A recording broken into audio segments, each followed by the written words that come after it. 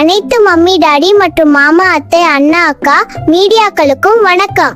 2025ஆம் ஆண்டு நான் சரியா சாப்பிடல, நள்ளிரவு எழுப்பி டார்ச்சர் பண்றேன்னு சில குற்றச்சாட்டுகள் வந்தது. இதோ என் 2026ஆம் ஆண்டு தேர்தல் அறிக்கை.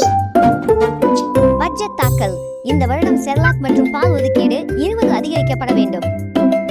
தூக்கக் கொள்கை. மம்மி தூங்கும் போது நான் எழுந்து விளையாடுவேன், மம்மி வேலை செய்யும் போது நான் அழுவேன். இதில் எந்த மாற்றமும் இல்லை. வெளிநாட்டு பயணம். ஹால்ல இருந்து கிச்சன் வரைக்கும் என் ரோட் ஷோ இந்த வருஷம் இன்னும் வேகம் எடுக்கும். புதிய வரி. என் கன்னத்தை கிள்ளும் ஒவ்வொருவருக்கும் ஒரு சாக்லேட் அபராதம். இப்படிக்கு தலைவர் தூக்கமில்லாதோர் சங்கம் அனைவருக்கும் இனிய புத்தாண்டு நல்வாழ்த்துகள்.